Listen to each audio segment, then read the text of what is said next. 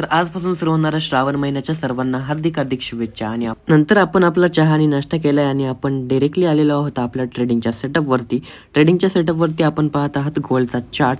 गोल्डच्या चार्टमध्ये थोडंसं ॲनालिसिस वगैरे केल्यानंतर दुपार झाली होती आणि दुपार झाल्यानंतर आपल्याला एक कन्फर्मेशन ट्रेड भेटणार होता आणि एक ऑलरेडी आपला एक ट्रेड विनिंग फेजमध्ये चाललेला होता, तो आपण स्क्रीनवरती पाहत आहोत.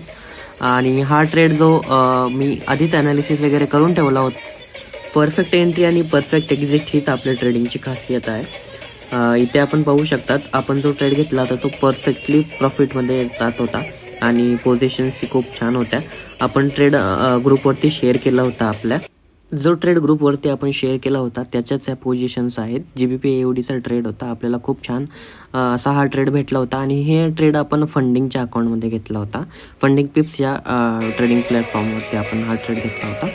त्यानंतर मग तोच ट्रेड काही वेळानंतर आपण परत परफेक्टली चेक करत होतो की ट्रेड कसा वगैरे चालला आहे आपला स्मूथ.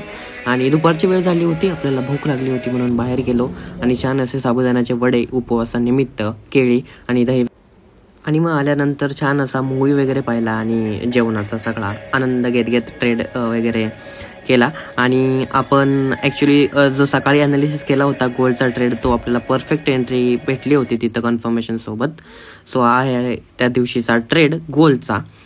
चला तर मग आपण भेटूया नवीन ब्लॉगमध्ये. सर्वांना हर हर महादेव.